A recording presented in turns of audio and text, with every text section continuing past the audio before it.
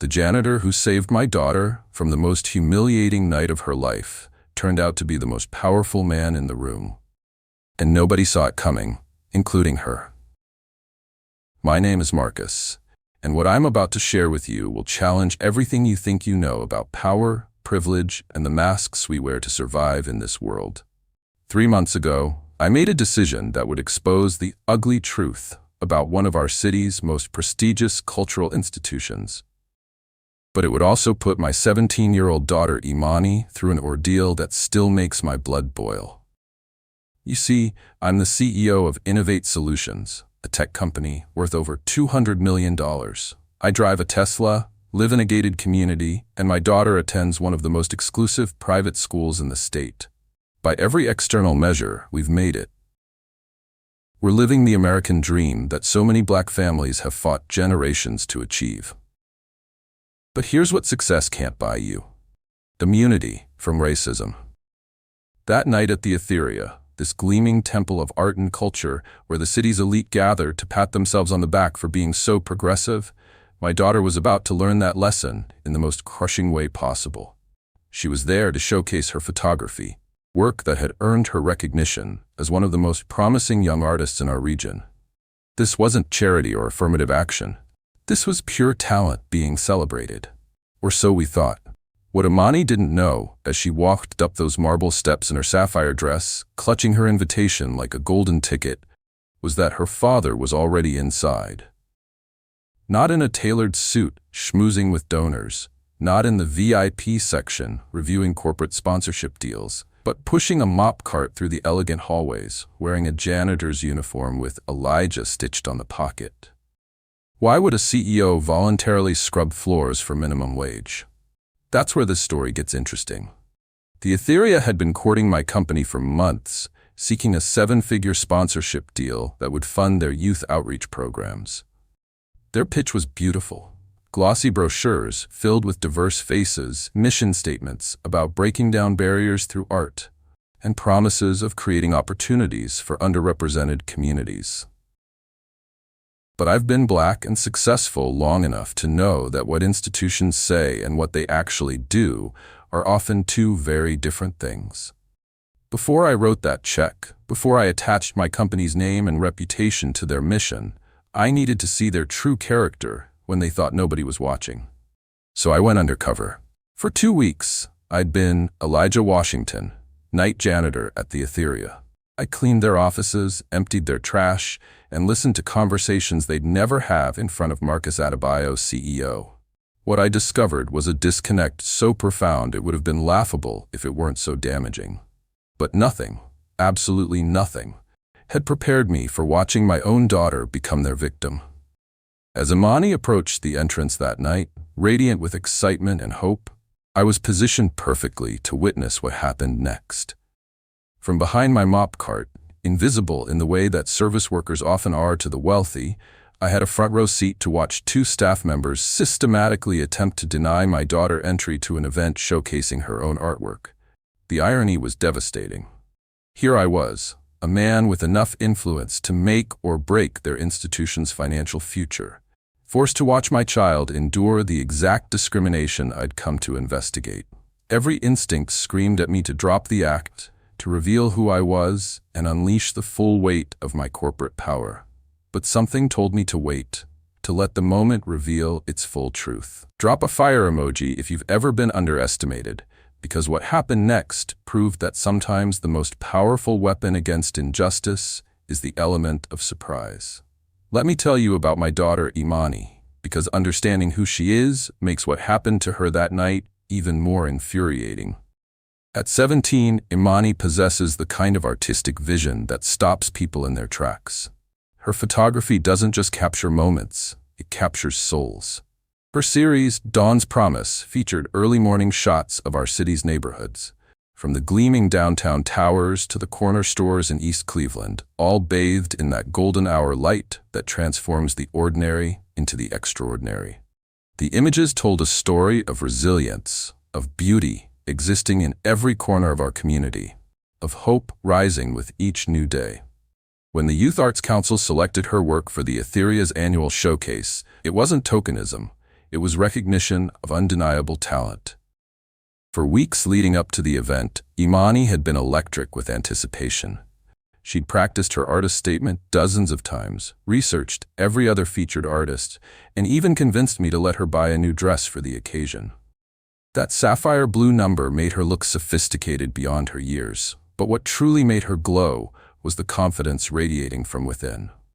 "Dad, this could change everything," she'd told me over breakfast that morning, her eyes bright with possibility.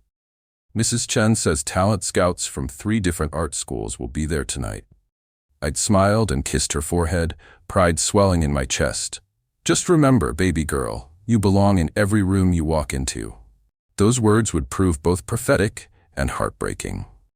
At 7:30 p.m., Imani stepped out of her Uber at the Etheria's entrance, and I watched from my position near the loading dock as she paused to admire the imposing stone facade.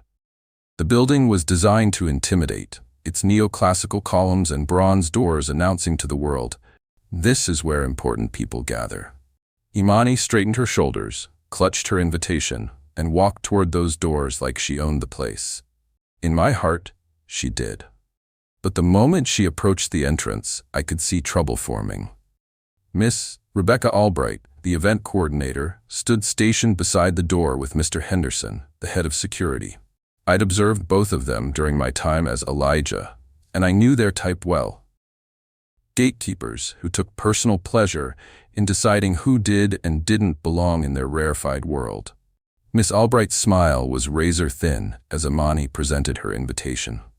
Instead of the warm welcome any featured artist deserved, she received a look of skeptical assessment, like Imani was a puzzle that didn't quite fit. "Are you sure you're at the right event, sweetie?" Miss Albright's voice dripped with condescension that made my jaw clench. She held Imani's invitation at arm's length as if it might be contaminated. "Yes, ma'am. I'm Imani Adebayo. I'm one of the featured photographers tonight," Imani replied, her voice steady but cautious. She could sense the hostility, even if she couldn't yet name it. Mr. Henderson stepped forward, his bulk designed to intimidate. "We've had problems with kids trying to sneak into these fancy events. You got any ID?" The request was reasonable on its surface, but the delivery was loaded with assumption and accusation. As if a 17-year-old black girl in an elegant dress couldn't possibly belong at an art exhibition featuring her own work. Imani produced her student ID and even pulled up the confirmation email on her phone. Instead of apologizing for the confusion, Ms. Albright made a theatrical show of checking and rechecking her tablet. "I'm not seeing your name on tonight's list," she announced with false concern. "There must be some mistake." I watched my daughter's face transform, hope slowly giving way to confusion, then to the dawning realization that something was very wrong. She tried explaining that her photographs were already hanging inside, that she'd been working with the exhibition coordinator for weeks. "Now don't get agitated, dear," Ms. Albright warned, weaponizing Imani's justifiable frustration against her. "Getting upset won't solve anything." The microaggression was surgical in its precision, painting my composed, articulate daughter as an angry black girl simply for advocating for herself. I'd seen this tactic used countless times to silence black voices, especially black women who dared to challenge unfair treatment. For 30 excruciating minutes, I watched them put my daughter through their gauntlet of invented obstacles. The guest list was suddenly outdated. The fire marshal had imposed strict capacity limits. Her invitation might be a reproduction of the real thing. Each excuse was delivered with the kind of bureaucratic authority designed to make resistance seem futile. They weren't just denying her entry. They were systematically dismantling her confidence, her sense of belonging, her belief that her talent could transcend the barriers others erected based on her race. As Imani stood there, shoulders beginning to slump with defeat, I realized I was witnessing the exact institutional racism I'd come to investigate. But this wasn't happening to some anonymous victim. This was happening to my child. The moment had come to act. Comment below if you've ever had your achievements questioned because of who you are rather than what you've accomplished. Because what I did next would teach these gatekeepers that underestimating the invisible people around them was their biggest mistake.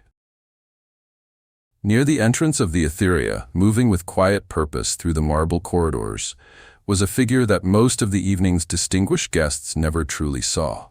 Elijah Washington, according to his name tag, pushed his cleaning cart with methodical precision, his movements efficient and practiced.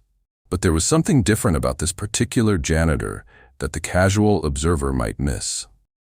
While his colleagues rushed through their tasks, eager to finish before the event reached full swing, Elijah worked with an almost meditative focus. He polished brass fixtures that were already gleaming, straightened artwork that hung perfectly straight, and cleaned windows that bore no smudges. His attention to detail went far beyond what the job required. More intriguingly, his eyes never stopped moving.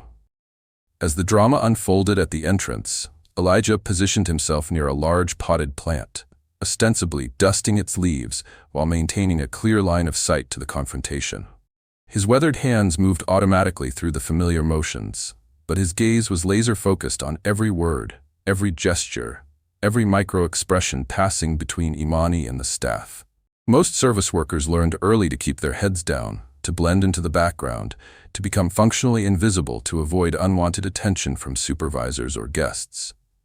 But Elijah's body language suggested something entirely different. The coiled awareness of someone accustomed to command, forced into stillness by circumstance. When Miss Albright raised her voice, Elijah's jaw tightened almost imperceptibly. When Mr. Henderson stepped into Imani's personal space, the janitor's grip on his cleaning cloth became white-knuckled. Most tellingly, when Imani's shoulders began to sag with defeat, something flickered across Elijah's face that looked remarkably like paternal fury. The other staff members rushed past him without a second glance, treating him as part of the building's furniture. They discussed sensitive matters within earshot, budget concerns, donor politics, private complaints about certain types of visitors, never considering that the man with the mop cart might be listening, remembering, judging. This invisibility appeared to be both his burden and his advantage. During quieter moments, when foot traffic slowed, Elijah would pause in his work and simply observe. He studied the interactions between staff and guests, noting patterns of behavior that revealed the institution's true character. He watched who received warm welcomes and who faced suspicious scrutiny. He observed which visitors were offered assistance and which were left to navigate the labyrinthine building alone. His mental catalog was extensive and damning. But tonight was different. Tonight, the discrimination wasn't happening to a stranger. It was happening to a young woman whose distress seemed to affect him on a deeply personal level. His usual professional detachment cracked as he watched her confidence crumble under the weight of institutional racism. Several times he took a step forward, as if to intervene, only to force himself back into position. His internal struggle was visible to anyone paying attention. The tension between maintaining his cover and protecting someone who clearly mattered to him. The security cameras positioned throughout the lobby captured his every movement, but their recordings would later reveal a man wrestling with an impossible choice.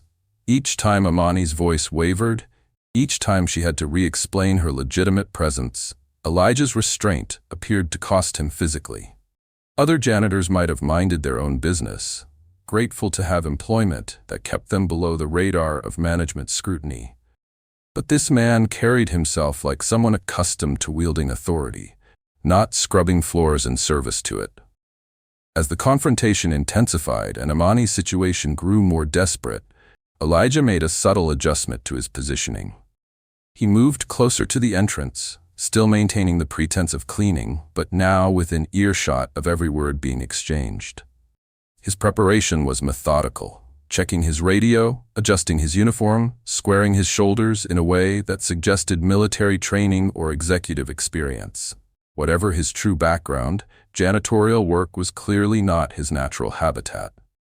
The question hanging in the air wasn't whether this mysterious custodian would act. It was how and what the consequences would be when he did. Because one thing was becoming crystal clear.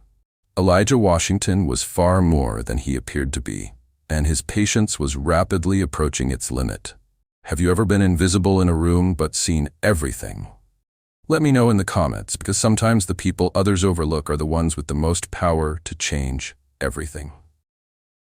Here's what nobody in that marble lobby knew as they watched a humble janitor dusting decorative plants. Elijah Washington didn't exist. The man behind that name tag was Marcus Adebayo, and the hands gripping that cleaning cloth had signed corporate deals worth hundreds of millions of dollars. The same fingers that now polished brass fixtures had shaken hands with senators, tech moguls, and Fortune 500 CEOs.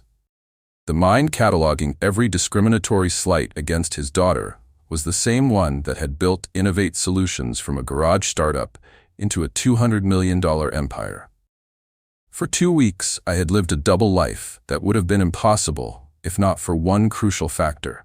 Institutional racism makes people like me invisible in spaces like this, even when we're hiding in plain sight.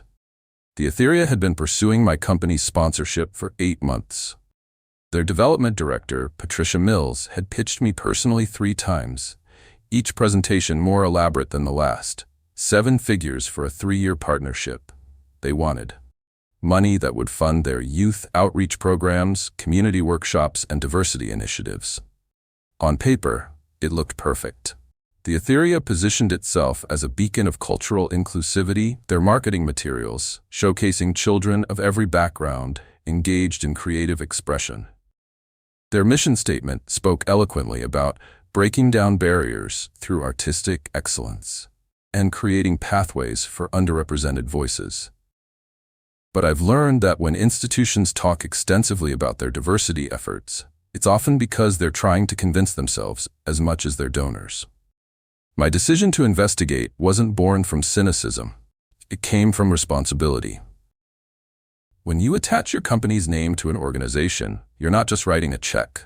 You're endorsing their values, their practices, their character. My employees, my investors, my community, they all trusted me to make decisions that reflected our shared principles. So I did something no CEO handbook would ever recommend. I went undercover. The plan required meticulous preparation. I had my assistant create the Elijah Washington identity, social security number, work history, references from temp agencies. I practiced changing my posture, my speech patterns, my entire physical presence. The hardest part wasn't learning to push a mop cart. It was learning to make myself invisible to people who normally sought my approval. For 2 weeks, I cleaned the Etheria from top to bottom. I emptied trash cans in board meetings, mopped floors outside donor receptions, and scrubbed toilets used by people who would have fought for selfies if they'd known who I really was. What I discovered was a masterclass in institutional hypocrisy. In public spaces, the Etheria staff performed diversity beautifully. They welcomed school groups, spoke passionately about inclusion, and posed for photos with children from every background. But in private conversations, the ones they had freely in front of just the janitor, their true attitudes emerged. I heard Ms. Albright complain about certain types of visitors who didn't appreciate the significance of the art. I listened to board members worry about maintaining their cultural standards while expanding access. I watched security protocols that somehow became stricter when the visitors didn't fit their preferred demographic. The most damning evidence was in their own data. Despite their public commitment to diversity, over 90% of their major donors, board members, and featured artists were white. Their youth program served predominantly affluent suburban schools, with only token representation from urban communities. But nothing, absolutely nothing, had prepared me to watch these same prejudices directed at my own child. Standing there in that lobby, forced to maintain my cover while witnessing Amani's humiliation, I experienced a rage so pure it threatened to shatter my carefully constructed facade. Every corporate instinct screamed at me to reveal myself, to unleash the full weight of my influence, to watch these gatekeepers grovel for forgiveness. The irony was suffocating. Ms. Albright, who was currently treating my daughter like a potential criminal, had spent hours in meetings praising my company's commitment to social justice. Mr. Henderson, who now loomed over Amani with suspicious hostility, had provided security for events where I was the honored guest. They had no idea that the man they were performing this discrimination in front of held the power to end their careers with a single phone call. But revealing myself too early would accomplish nothing beyond personal satisfaction. I needed to let this moment reach its full, devastating conclusion. I needed documentation of their true character that no amount of corporate spin could explain away. The internal conflict was tearing me apart. As Marcus the CEO, I understood the strategic value of patience. As Marcus the father, every second of my daughter's suffering felt like a betrayal of my most fundamental responsibility. Watching Imani's shoulders slump with defeat, seeing her bright confidence dim under their systematic assault, I made my decision. The investigation could wait. The corporate strategy could evolve. But my daughter's dignity was non-negotiable. It was time for Elijah Washington to disappear forever. Would you go undercover to protect your family? Tell me in the comments, because what I did next would expose not just individual racism, but an entire system designed to keep people like my daughter from claiming the spaces they'd earned through pure talent. As Imani stood on the verge of tears, her invitation crumpled in trembling hands. I made my move. But not as Marcus Adebayo, CEO. Not yet. I approached the confrontation with my mop cart in tow, maintaining the shuffling gait and downcast eyes that had made me invisible for 2 weeks. My years of corporate negotiations had taught me that timing is everything, and sometimes the most powerful position is the one your opponent never sees coming. "Excuse me, Miss Albright," I said, my voice carrying just enough deference to avoid suspicion while maintaining clarity that cut through the tension. Both she and Mr. Henderson turned toward me with the kind of irritated surprise reserved for service workers who dared interrupt important conversations. Ms. Albright's expression was particularly telling, a mixture of annoyance and disbelief that the help would insert himself into their carefully orchestrated discrimination. "What is it, Elijah?" she snapped, using my fake name like a weapon. "We're handling the situation here." "Yes, ma'am, I can see that," I replied, keeping my tone respectful but confident. I was cleaning the registration office earlier when Miss Patterson was updating the exhibitor lists. I believe I saw this young lady's name on the revised roster. Imani Adebayo, photographer, West Gallery installation. The specificity of my statement hit like a precision strike. Miss Albright's certainty wavered visibly as she processed information that shouldn't exist in a janitor's knowledge base. Mr. Henderson's perpetual scowl deepened, but uncertainty flickered in his eyes. I continued before they could recover their composure. Her photography series, the one about city neighborhoods at dawn, stunning work. I saw them installing it yesterday afternoon. 3 large pieces, numbered 47 through 49 in the catalog. Imani's head snapped toward me, hope blazing back to life in her eyes. She didn't recognize me. The cap pulled low, the uniform, the altered posture had transformed me completely. But someone was finally validating her presence instead of questioning it. "Who? Who are you?" she whispered. I met her gaze briefly, allowing just a flicker of paternal warmth to show through Elijah's facade. "Just someone who appreciates real talent when he sees it, young lady." Ms. Albright was scrambling now, her carefully constructed authority crumbling in the face of evidence she couldn't dismiss. The problem was clear. How could a janitor possess detailed knowledge about exhibition logistics unless Imani truly belonged here? Maintenance staff shouldn't be discussing," she stammered, then tried to regain control.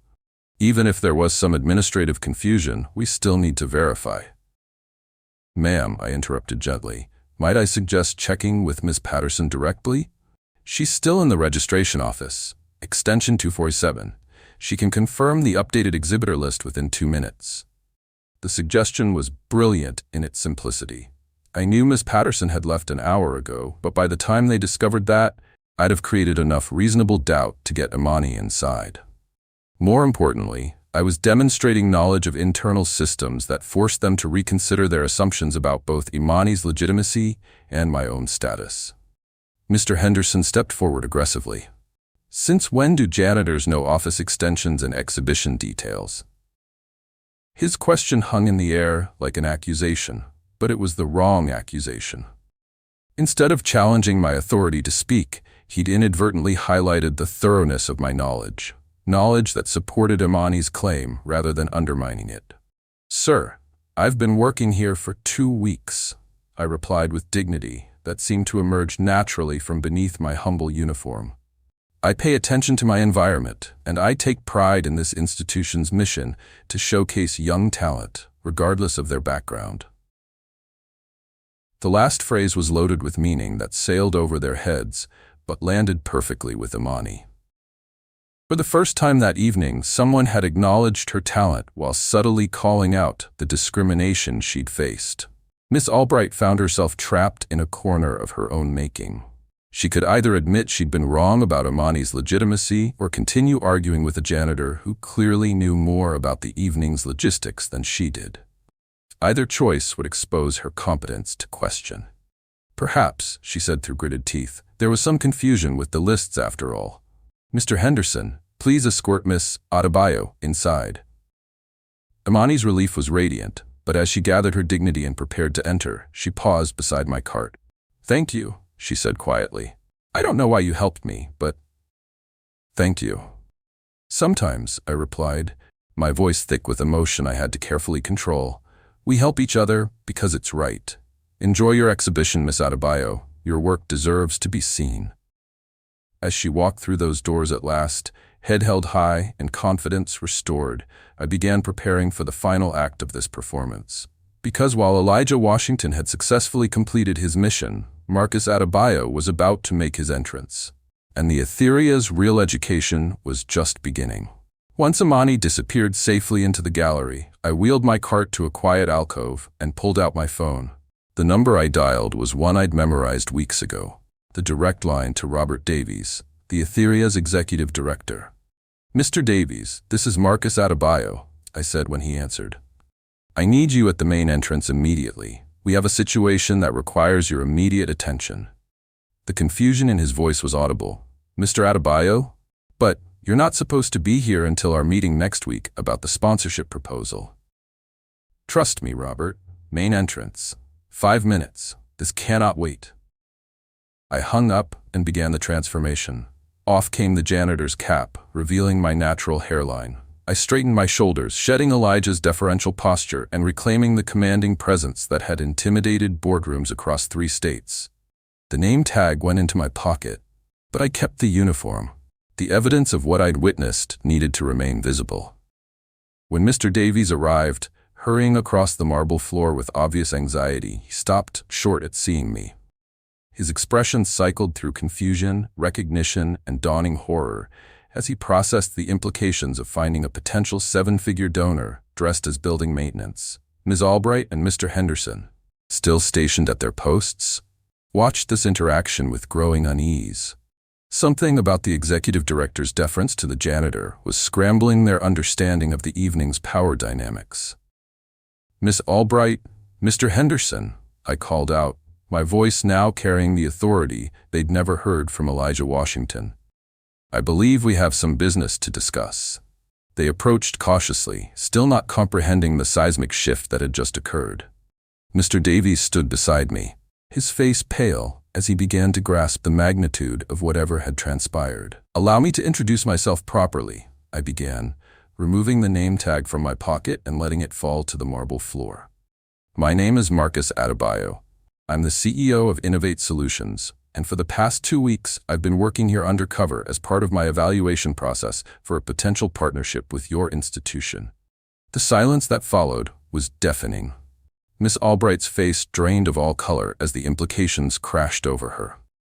Mr. Henderson's aggressive posture crumpled into something approaching panic. Mr. Davies looked like he might faint.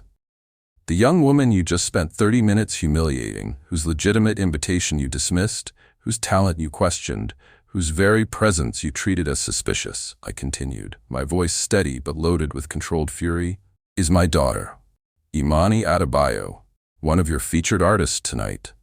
Miss Albright's mouth opened and closed soundlessly. Mr. Henderson actually stepped backward, as if physical distance might somehow undo the catastrophe they'd created. I gestured to the security camera positioned directly above the entrance. Every word of tonight's interaction has been recorded. Your dismissive tone when she presented her invitation. Your assumption that she was trying to crash an event showcasing her own work. Your suggestion that she was agitated when she politely advocated for herself. Your systematic application of obstacles that you would never impose on guests who look different than she does. Mr. Davies found his voice first. Mr. Adebayo, we had no idea. That's exactly the problem, Robert, I interrupted. You had no idea because you never bothered to create systems that prevent this kind of discrimination. You had no idea because your staff operates from assumptions that equate blackness with illegitimacy, regardless of evidence to the contrary. I turned my attention back to the two staff members who had tormented my daughter. Miss Albright, in our previous conversations about this sponsorship, you spoke passionately about the Etheria's commitment to diversity and inclusion. Tell me, how does tonight's performance align with those values? She tried to speak, but only managed a strangled whisper. We were just following protocol. Protocol for what? I demanded. Protocol for assuming a black teenager in formal wear is a security threat. Protocol for dismissing official invitations when they're held by brown hands. Protocol for gaslighting young people who dare to question your unfair treatment. The confrontation wasn't just about individual racism. It was about institutional systems that enabled and protected such behavior. I had documented evidence of discriminatory patterns that extended far beyond tonight's incident. Here's what's going to happen, I announced, my tone shifting into the decisive register that had closed billion-dollar deals. The Etheria will undergo comprehensive bias training for all staff within 30 days. You'll implement clear protocols for guest interactions that prevent discriminatory treatment. You'll diversify your board, your programming, and your community partnerships with measurable goals and timelines. I paused, letting the weight of their situation settle fully. And you'll do all of this whether or not Innovate Solutions decides to move forward with our sponsorship. Because change shouldn't require corporate pressure. It should flow from basic human decency. Later that evening, after watching Imani receive well-deserved praise for her photography, we sat in our car outside the Etheria. She was quiet, processing the revelation that her mysterious savior had been her father all along.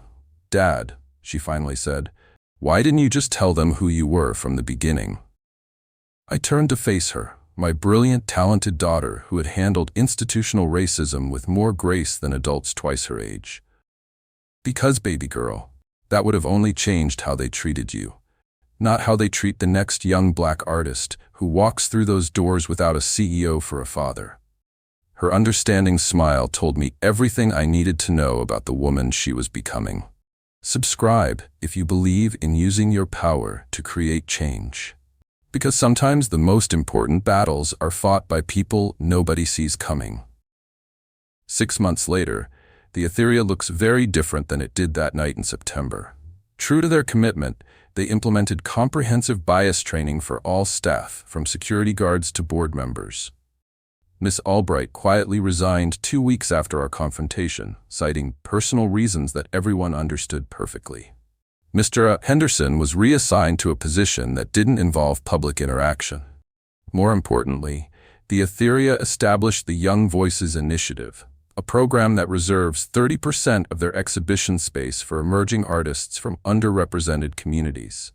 They partnered with urban schools, community centers, and youth organizations to ensure that talent, not connections, determines who gets showcased. The changes weren't just cosmetic. Their board now includes voices that reflect the diversity of our city. Their programming actively seeks out stories that challenge comfortable narratives.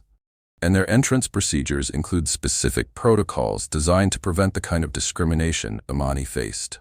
But the most profound transformation happened within my daughter herself. Imani's photography has evolved since that night, incorporating themes of resilience, hidden strength, and the power of unexpected allies. Her latest series, Invisible Guardians, features portraits of service workers, maintenance staff, and other overlooked individuals who keep our institutions functioning while remaining largely unseen. She's become an advocate for other young artists facing institutional barriers, using her platform to amplify voices that might otherwise go unheard. The experience taught her that talent alone isn't always enough. Sometimes you need allies willing to use their privilege and power to open doors that should never have been closed. I learned that justice doesn't always come from the people you expect, she told a reporter last month. Sometimes it comes from someone pushing a mop cart who refuses to stay silent when they witness wrong. Our story has rippled outward in ways I never anticipated. Other CEOs have reached out, sharing their own undercover investigations of potential partner organizations. Parents have started having deeper conversations with their children about navigating discrimination.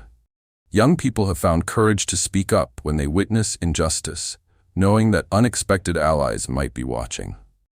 The broader lesson extends far beyond one evening at one institution. Every day, in boardrooms and classrooms, in galleries and offices, quiet battles for dignity and equality are being fought. Sometimes the heroes wear janitor uniforms. Sometimes they're teenagers standing up for their right to belong. Sometimes they're executives willing to risk comfort for the sake of justice. Change doesn't require permission from those in power. It requires ordinary people refusing to accept extraordinary injustice as normal.